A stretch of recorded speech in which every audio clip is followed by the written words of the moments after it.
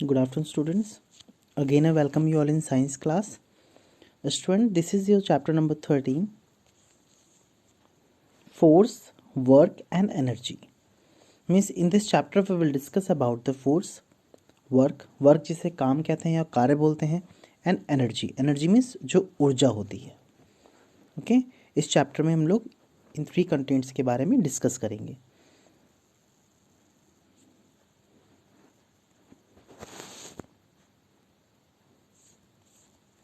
In our daily life, we widely use the term force, work and energy. Daily life में हम क्या करते हैं, हम डेली लाइफ में जो भी काम करते हैं वो सारे फोर्स, वर्क और एनर्जी के थ्रू ही होते हैं. बिना एनर्जी या फिर बिना किसी फोर्स के हम किसी भी काम को नहीं कर सकते. Are you actually aware with their meaning and significance? All these terms are interrelated with somehow depend on each other. We will learn about them in this chapter. Let us start with force. Means सारे जो भी force हो गया, work या फिर energy, ये सारे क्या हैं, आपस में इंटर रिलेटेड हैं. मीन्स आपस में जुड़े हुए हैं और ये एक दूसरे के ऊपर डिपेंडेंट भी हैं. मीन्स ये एक दूसरे से जुड़े हुए हैं, इसलिए इन्हें डिपेंडेंट बोलेंगे. तो स्टार्ट करते हैं फोर्स से. स्टूडेंट, आपको कोई भी डाउट है तो आप मुझसे लाइव चैट के थ्रू पूछ लीजिए. मैं आपको आपके डाउट्स को वहीं पे क्लियर कर दूंगा. Force, in simple words, a push or pull acting on a body in order to alter its position is known as force. अगर एग्जाम्पल की बात करें तो एग्जाम्पल में क्या है, अगर ये आपके कोई सपोज बस अज्यूम कर लेते हैं, और फिर बस आप जो बस आपने देखा ही होगा, बेसिकली बसेस को देखा होगा. तो जो बस है, बस में क्या है, जब हम लोग बस को छोड़ दीजिए, किसी और चीज़ की बात करते हैं. जैसे हम पुश और पुल का सिंपल एग्जांपल लेते हैं कि कई बार डोर होते हैं, तो डोर में पुश और पुल करने से ही खुलते या फिर बंद होते हैं. जैसे पुश में से होता है धकेलना, पुल में से होता है खींचना. ओके, तो पुश जैसे कोई हैवी ऑब्जेक्ट है, उसमें आप धक्का लगा के उसको उसकी पोजीशन से डिस्प्लेस कर सकते हैं, या फिर उसको अपने तक खींच के भी उसको वहाँ से डिस्प्लेस कर सकते हैं. राइट. जैसे कई बार कार में आपने देखा होगा कि धक्का लगाते हैं लोग, अगर स्टार्ट नहीं होती है, तो वो इसका बेस्ट एग्जांपल है. Force is that entity which has the natural to change the position of the object. In mathematical language, force is mass times acceleration. Force क्या है, F is equal to ma. Means जो force है, किसी भी चीज़ पे force apply करोगे तो उसमें क्या होगा, मास होगा, यानी कि कुछ द्रव्यमान होगा, और एसेलरेशन होगा, मास इनटू एसेलरेशन. तो ये बेसिकली फोर्स की मैथमेटिकल लैंग्वेज में डेफिनेशन है. इन अनदर वर्ड और in another term of the pressure, force is produce और force is product of the surface of the area and pressure applied on it. Basically जो भी other term में अगर बात करें, प्रेशर क्या है, प्रेशर प्रोडक्ट है किसका, फोर्स का, सरफेस एरिया और प्रेशर का. We can find application of the force in our daily life activities. While playing cricket, we hit the ball by applying the force using bat. अगर हम कोई games खेलते हैं, गेम्स में अगर क्रिकेट खेल रहे हैं, तो क्रिकेट में क्या है, जो हम फोर्स अप्लाई करते हैं बैट के थ्रू बॉल पर, तो क्या है, वो भी एक फोर्स है जो क्या करता है, उसकी डायरेक्शन को चेंज कर देता है. The extent of the force decided how far the ball will go. Force जो लगाते हैं, वो फोर्स डिसाइड करता है कि आपने उसके ऊपर कितना ज़्यादा फोर्स अप्लाई किया है, तो वो बॉल कितनी दूर जाके गिरेगी. Similarly while driving we apply brakes to stop the vehicles. Vehicles को रोकने के लिए हम क्या करते हैं, ब्रेक का यूज़ करते हैं. Pressure apply for brake pedal decided how you go it will take to stop the vehicles. कई बार क्या करते हैं, साइकिल हम लोग यूज़ करते हैं. तो साइकिल में क्या है, साइकिल यूज़ करने की ड्यूरेशन में हम जब पैडल्स को चलाना रोक देते हैं, या फिर जो पैडल होते हैं उनको रोक देते हैं, तो उस ड्यूरेशन में क्या होता है, साइकिल हमारा कुछ आगे दूर जाके रुक जाता है. या फिर हम ब्रेक्स को यूज़ करते हैं, तो ब्रेक्स क्या करते हैं, बैरियर क्रिएट करते हैं, जिस वजह से क्या होता है कि हमारी जो भी मूविंग ऑब्जेक्ट है या फिर मूविंग बॉडी है, वो क्या होती है, रुक जाती है. पुश और पुल की कुछ एग्जाम्पल हैं. पुल में होता है खींचना. अब ये देखिए, इतना सारा वेट है, हैवी वेट है, और ये मैन अपने ऊपर उस गाड़ी जो भी है उसको यूज़ कर रहा है और ख़ुद खींच रहा है. एंड ये पुश का एग्जांपल है, बॉल जस्ट हिट कर दिया है तो हिट करने से क्या है, बॉल की डायरेक्शन चेंज होने के साथ उस पर एक फोर्स भी अप्लाई हो जाएगा। What force can do, force क्या क्या कर सकता है या फोर्स से क्या क्या होता है। Force can change the position of any object, force से ऑब्जेक्ट की पोजीशन चेंज हो जाती है। जैसे आपने देखा है बॉल जो फेंक रहा है तो वो बैट के थ्रू क्या कर रही है, उसकी पोजीशन भी चेंज हो रही है और उसकी स्पीड में भी। Force can stop moving object, force जैसे बस चल रही है, अगर किसी ने ब्रेक लगा दिया ड्राइवर ने तो बस रुक जाएगी, तो मूविंग ऑब्जेक्ट को रोका जा सकता है। Force can change the shape of the object, force object जो भी है उसका शेप चेंज कर सकते हैं। जैसे आपने देखा होगा जो लोहार होते हैं, ब्लैक स्मिथ जिन्हें बोलते हैं, तो ब्लैक स्मिथ क्या करते हैं, लोहे के जो भी टुकड़े होते हैं उनको ठोक पीट के कोई नया शेप बना देते हैं, तो वो भी फोर्स के थ्रू होता है basically. A force can change the direction of the moving body, force साथ में क्या करता है, डायरेक्शन भी चेंज कर देता है, जिसका बेस्ट एग्जांपल आपकी बॉल है जो कि बैट से हिट की गई होती है। यहाँ पर आप देख सकते हैं ये कुछ एग्जांपल्स हैं। टाइप्स ऑफ फोर्स और types of forces. Broadly force are divided into two category, basically two categories में डिवाइड किए हैं। These are contract forces and non contract forces. कुछ होते हैं कॉन्ट्रैक्ट फोर्सेस होते हैं, कुछ नॉन कॉन्ट्रैक्ट फोर्सेस होते हैं। In nature two forces act universally, these are frictional force and gravitational force. कुछ फ्रिक्शनल फोर्स होते हैं या फिर gravitational force. Frictional force falls under the category of the contract forces, means जो frictional force होते हैं वो कॉन्ट्रैक्ट फोर्सेस के अंडर आते हैं और जो ग्रेविटेशन फोर्स है वो नॉन कॉन्ट्रैक्ट फोर्स के अंडर आते हैं। अभी देखेंगे कि ये दोनों क्या होते हैं बेसिकली। कॉन्ट्रैक्ट फोर्स में क्या है, frictional force, muscular force and mechanical force. इन सभी की डेफिनेशन हम नेक्स्ट आगे कंटेंट में देखेंगे। एंड नॉन कॉन्ट्रैक्ट फोर्स में क्या है, ग्रेविटेशन फोर्स है, magnetic force and electrostatic force.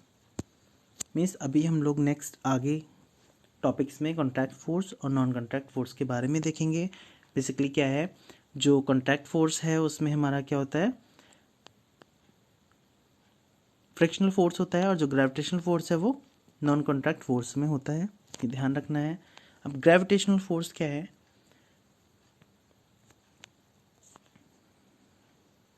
Have you ever observe motion of a stone throwing vertically upward, what happen, it come back to the ground after a few moments. The earth attracts all the bodies towards it. It happens due to the gravity of the earth. In fact, earth behaves like a huge magnet and attract object towards its center.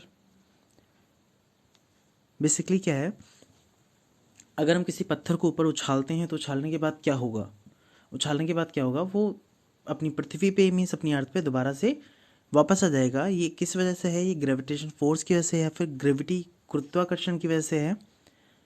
क्योंकि अर्थ क्या करती है, अर्थ एक magnet की तरह काम करती है, वो हर चीज़ को क्या करता है, अपने इधर अट्रैक्ट करता है, अपने सेंटर के इधर अट्रैक्ट करता है, जिस वजह से कोई भी चीज़ क्या होती है, अगर हम ऊपर फेंकते हैं तो वो नीचे आ जाती है।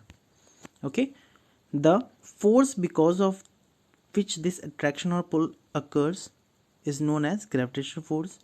जिस वजह से वो खींचती है, जो खींचने की कैपेसिटी है बेसिकली, उसको हम ग्रेविटेशनल फोर्स कहते हैं। This force is universally applicable and found everywhere in nature. ये जो यूनिवर्सली फोर्स है बेसिकली ये हर जगह अपनी अर्थ पर पाया जाता है बेसिकली। स्टूडेंट आई होप यहाँ तक की बात क्लियर हुई होगी। अगर कोई डाउट हो तो आप मुझसे पूछ लीजिए। इफेक्ट्स ऑफ ग्रेविटेशन फोर्स आप देख सकते हैं, जो बॉल है तो वो क्या होगा, नीचे आ जाएगी, और ये जो फ्रूट्स हैं या फिर जो भी चीज़ें हैं वो क्या है, अप साइड से डाउनवर्ड आएंगी, मीन्स अर्थ के सरफेस पे गिरेंगी आगे।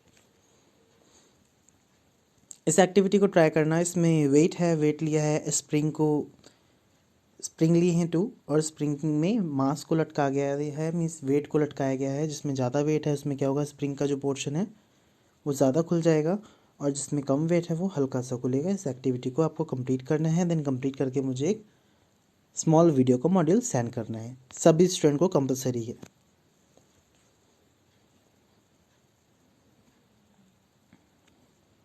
Known more having gravity on the moon, यानी कि मून पे जो ग्रेविटी है 1/6 of the earth, means earth की जो सरफेस है उससे 1/6 है.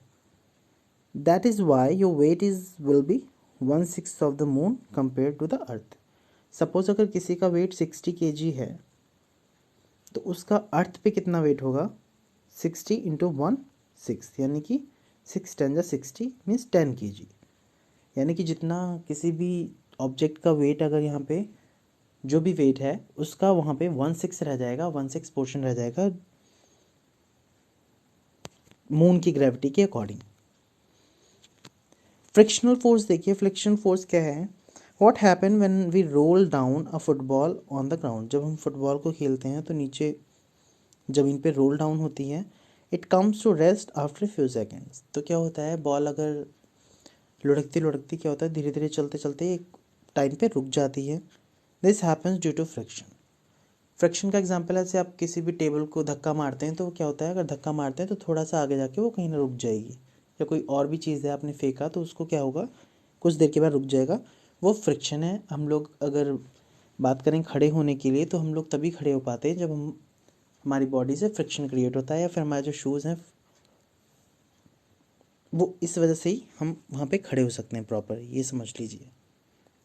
The force which opposes the motion is known as frictional force. This is a force of contact nature and acts between two surfaces. Friction is found everywhere in nature. It acts universally between contact surface. Let us consider one more example. What happens when you stop paddling your bicycle? एक example के through बताते हैं कि अगर आप क्या करेंगे, अगर आप साइकिल चला रहे हैं तो साइकिल के अगर पैडल्स को चलाना बंद कर देंगे तो क्या होगा. थोड़ी देर के बाद क्या होगा, जो उसका फोर्स है, मीन्स जो फोर्स अप्लाई हो रहा है वो फोर्स क्या हो जाएगा, रेस्ट में आ जाएगा. तो थोड़ी देर के बाद क्या होगा, उसका जो मूवमेंट होगा वो ऑटोमेटिकली क्या होगा, बंद हो जाएगा. या फिर उसमें आप ब्रेक अप्लाई कर देते हो, बिना अप्लाई किए हुए या फिर ब्रेक लगा देंगे तो तुरंत क्या होगा, उसके ऊपर फोर्स ज़ीरो हो जाएगा. देन अगर हम ब्रेक यूज़ नहीं करते हैं तो क्या होगा, धीरे धीरे साइकिल के जो व्हील्स हैं वो चलना बंद हो जाएंगे और हम रुक जाएंगे. From walking on the road to write on a sheet, चलना, जो हम लोग चलते हैं वो, या उसके पेपर पे लिखना किसी पेपर पे, या फिर खेलना, ये सारे क्या हैं, फ्रिक्शन के एग्जाम्पल हैं. विदाउट फ्रिक्शन हम सीधे स्टैंड भी नहीं कर सकते. A frictional force always act opposite to the direction of the motion. Motion के हमेशा क्या होता है, अपोजिट डायरेक्शन में फ्रिक्शन अप्लाई होता है.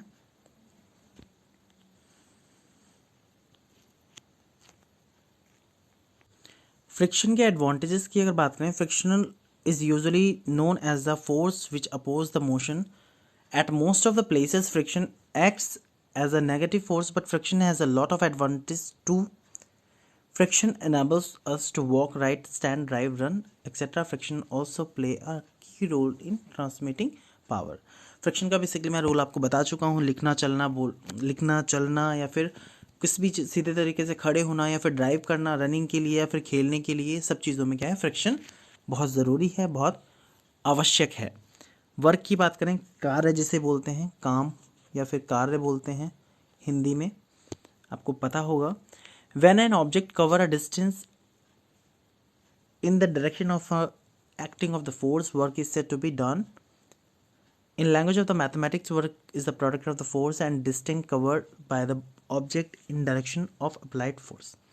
जिस भी डायरेक्शन में हम फोर्स अप्लाई करते हैं, सपोज आपकी कार है अगर, तो कार में क्या है, आपका फोर्स लग रहा है इन व्हील्स के ऊपर, तो ये इधर जा रही है, तो ध्यान रखना है कि क्या है, फोर्स अप्लाई हो रहा है, इस वजह से इसके ऊपर वर्क भी डन हो रहा है.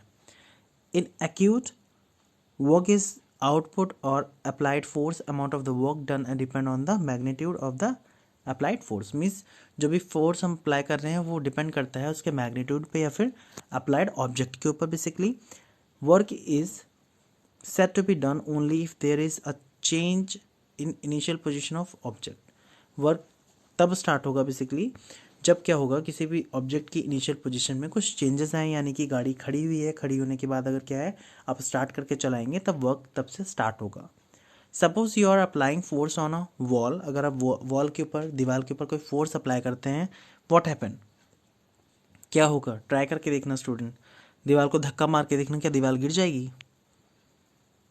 ट्राई मत करना, बाई चांस कहीं टूटी फूटी दीवार हो, आपने ट्राई किया तो गिर भी सकती है। मैं रूम की बात कर रहा हूँ, अगर रूम में आप ट्राई करेंगे तो दीवार पे क्या होगा, आपको खुद फील होगा।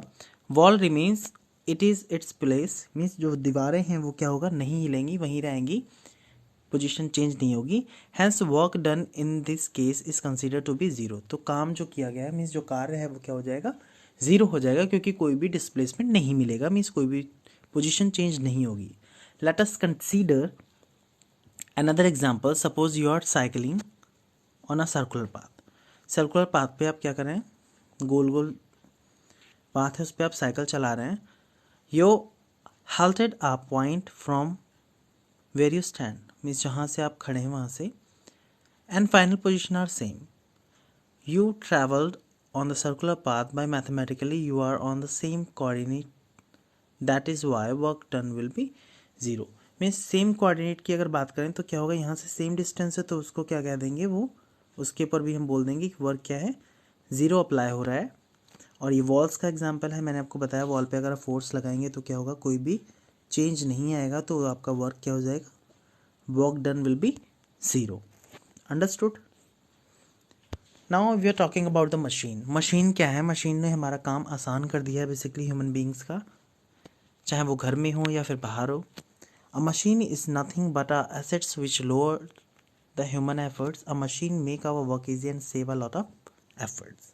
जिस काम को हम ह्यूमन बींग्स काफ़ी टाइम तक करते थे, वो मशीन ने हमारा काम बहुत आसान कर दिया है। चाहे घरों में वॉशिंग मशीन की बात हो, वॉशिंग मशीन क्या करती है, कपड़ों को वॉश कर देती है, जिससे काफ़ी हेल्प मिल जाती है। या और भी बहुत सारी मशीन्स हैं, आपने देखा होगा ट्रैवलिंग के लिए जो हम यूज़ करते हैं, पहले लोग पैदल जाया करते थे, अब धीरे धीरे क्या है, एरोप्लेन, बस, कार, बहुत सारी फैसिलिटीज़ हैं हमें मिलती हैं। So machine are friends of human being. Machines are being used mankind since ages. In broad manner, machines are classified in two types. These are simple machines and complex machines. कुछ simple machines होती हैं and कुछ complex machines होती हैं. Complex machines are nothing but a combination of the simple machine.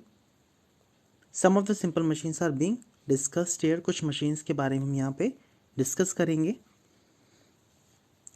First है lever. Lever is a form of a simple machine which consists of a rigid rod fixed at a point around which it's move. A lever is used to cut things. Lever basically चीज़ों को काटने के लिए use किया जाता है. It open of a cans and lid and lift of moving of a weight. Rod की तरह भी होता है, रॉड की तरह होता है जिसको क्या करता है, उठाने के काम में आता है, सामान वगैरह को कैरी करने के लिए. Seesaw, scissors, spoon, can opener, hammer are for example of the lever. Basically ये जो एग्जाम्पल्स हैं ये सब क्या हैं, लेवर के एग्जाम्पल्स हैं. आप लोग जरा ध्यान से देखिएगा. Now we are talking about the pulley. Pulley simple आप समझ सकते हैं, जैसे कुएं से पानी निकालने के लिए पुली का इस्तेमाल किया जाता था पहले, तो सेम वही है. A pulley is an example of the simple machine which consist of a wheel mounted on an axle or shaft. The support of the movement, a pulley can change the direction.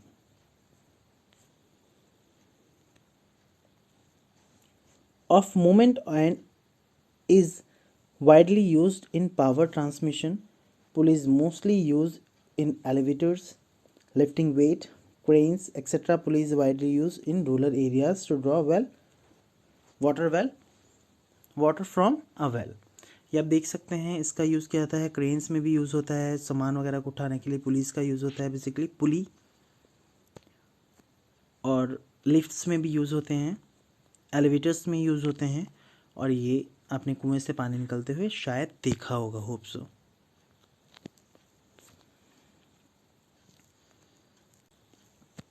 Wheel and axle. Wheel and axle is also an example of simple machine.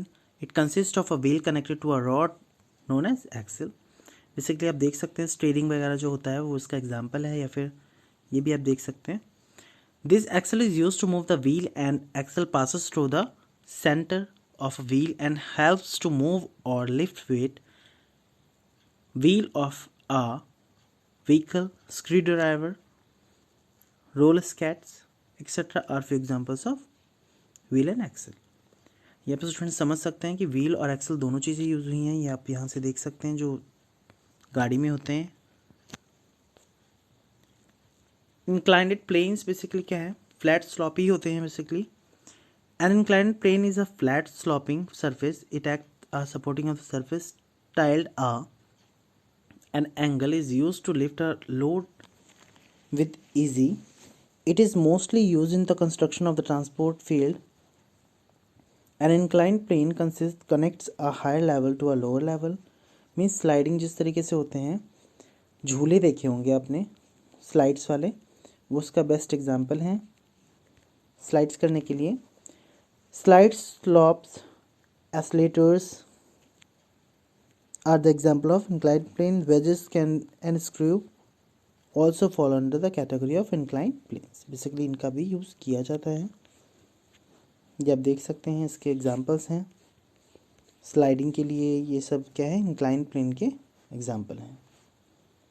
Screw, screw students आपने देखे होंगे, घरों में भी use होते हैं। Screw में क्या होता है, जिसको हम लोग कसते हैं तो क्या होता है, वोल्ट वगैरह या वाइस वर्सा की तरह होते हैं बेसिकली। तो अगर हम फोर्स लगाते हैं तो वो अंदर के लिए चले जाते हैं।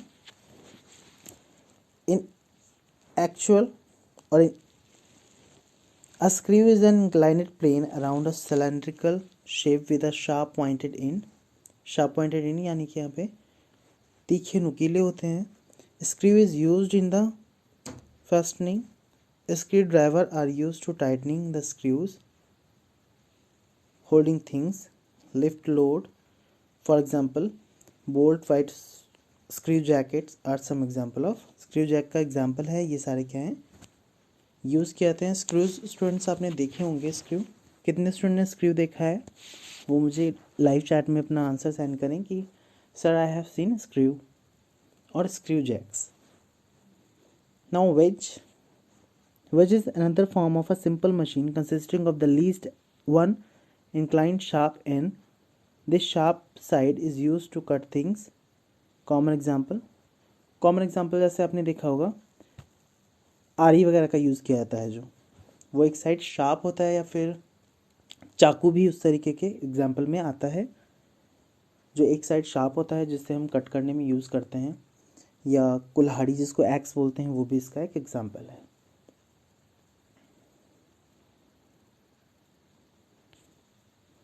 Energy. Energy is defined as the ability to do work. Energy is the basic need for any kind of work. If a task has to be performed, energy is needed there. Energy is the basic need for the growth of all living beings. Energy क्या है? Energy किसी भी काम करने के लिए, काम को करने के लिए ज़रूरत होती है। दूसरा क्या है, किसी भी काम को करने के लिए बेसिक क्या है, बेसिक एनर्जी है। Without energy we don't have to perform single task, and it is necessary for the human being, and it is necessary for the growth and development of the human being. In nature, energy exists in various forms. All forms of the energy are interchangeable. Interchangeable है means खाना वगैरह खाते हैं तो हमें energy मिलती है, जिस वजह से हम अदर काम को भी कर सकते हैं। और अदर फॉर्म्स भी हैं एनर्जी की, suppose heat energy, solar energy, magnetic energy, nuclear energy, mechanical energy, chemical, electrical. This all are energies जिनको हम हायर क्लासेस में पढ़ेंगे। ओके, ये बेसिकली केमिकल एनर्जी आप समझ सकते हैं। इलेक्ट्रिकल एनर्जी या फिर जो लाइट वगैरह में मिलती है वो है। हीट एनर्जी जो कोल या फिर किसी भी चीज़ के जलने से मिलती है। Mechanical energy means mechanical components के लिए बेसिकली यूज़ की जाती है। सोर्सेस ऑफ एनर्जी, एनर्जी का मेन सोर्स क्या है? The sun is the main source of the energy on the earth. The energy receives from the sun is known as solar energy. This solar energy is very useful for the living beings. Plants prepare their food in the presence of the sunlight by the process called photosynthesis. This prepared food is stored in a chemical form by the plant. सबसे बड़ा source अगर बात करें तो सबसे बड़ा source क्या है एनर्जी का, ऊर्जा का, तो क्या है सन है, जो क्या करता है सभी को, ह्यूमन बींग्स को और प्लांट्स को फूड प्रोवाइड कराता है। प्लांट्स को बेसिकली फूड प्रोवाइड कराता है। एनर्जी हम लोगों को बेसिकली क्या है विटामिन डी मिलता है हमारी बॉडी को, और फूड क्रॉप प्रोडक्शन के लिए भी बेसिकली सनलाइट बहुत ज़रूरी होती है, इसलिए हमारे लिए बहुत हेल्पफुल है। During the photosynthesis process oxygen get liberated into the atmosphere. The sun gives us heat and light which makes the earth is a suitable planet for us. Vitamin D present in the sunlight necessary for the human being, जिसकी बात हम लोगों ने अभी की है। Okay, solar energy is also used in generating electricity by means of solar panels. Energy stored in it can be further used for the various purposes as per requirement. सूरज की रोशनी से सोलर पैनल का use किया जाता है। Student live chat में मुझे बताइए कि कितने स्टूडेंट के यहाँ सोलर पैनल लगे हुए हैं, फिर सोलर एनर्जी का यूज़ किया जाता है।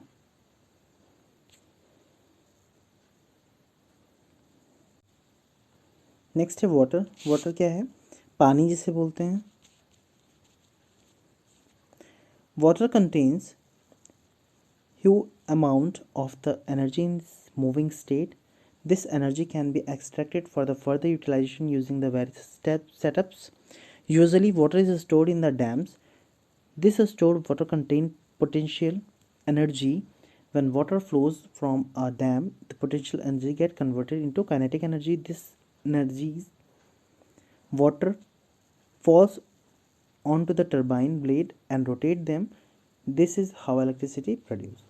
बेसिकली क्या है, पानी जो डैम्स में स्टोर किया जाता है, डैम के थ्रू रोका जाता है, उससे पोटेंशियल एनर्जी को क्रिएट किया जाता है, बेसिकली एनर्जी को बनाया जाता है, इलेक्ट्रिसिटी को बनाया जाता है। तो क्या करते हैं, टरबाइंस के ऊपर क्या होता है, टरबाइन के जो ब्लेड्स होते हैं वो मूव करते हैं, तो उनके ऊपर पानी जब गिरता है तो क्या होता है, इलेक्ट्रिसिटी प्रोड्यूस होती है, जिसको हम अपने घरों में यूज़ करते हैं basically.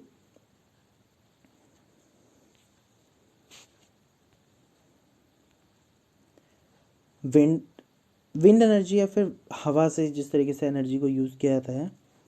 Moving air is called wind, सभी को पता है, जो हवा चलती है मूविंग एयर को उसको हम विंड बोलते हैं। Moving air has kinetic energy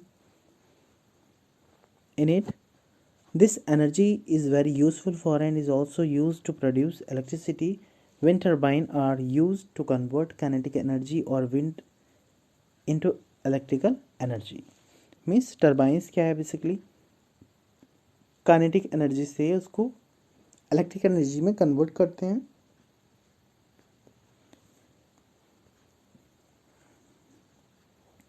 wind energy very moves turbine blade which is rotate the generator. Basically क्या है, जो विंड एनर्जी का एक तरीके से फैंस की तरह यूज़ किया जाता है। फ़ैन जब मूव करते हैं तो एनर्जी प्रोड्यूस होती है, उसको ही इलेक्ट्रिसिटी में कन्वर्ट कर लिया जाता है। फ्यूल्स की अगर बात करें तो फ्यूल्स क्या है, ईंधन जितने बोलते हैं, जैसे पेट्रोल हो गया, डीजल हो गया, कैरोसिन ऑयल हो गया, these are the form of fuels. They produce carbon content after combustion. They also known as fossil fuel, इन्हीं को फॉसल फ्यूल बोलते हैं। Chemical energy of the fuel can be converted into electrical energy as per our need. इसी को electric chemical energy को fuel की form में convert कर दिया जाता है इलेक्ट्रिकल एनर्जी में, जिसको हम यूज़ करते हैं according to our need. Next है हमारा point atoms. All the things around us are made up of matter. जो भी चीज़ है हमारे सराउंडिंग में वो सारी चीज़ें मैटर हैं। मीन्स वॉट एवर जो भी हम चीज़ें देखते हैं, matter is made up of molecules, small small molecules से बने हैं, कंपोज किए गए हैं with the help of atoms. When atom join together और ब्रेक डाउन सेपरेटली,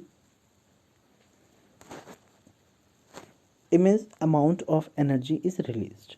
जब भी क्या होता है, एटम क्या होते हैं, ज्वाइन होते हैं या फिर ब्रेक डाउन होते हैं, तो क्या होता है, एनर्जी रिलीज होती है। This energy is known as atomic energy.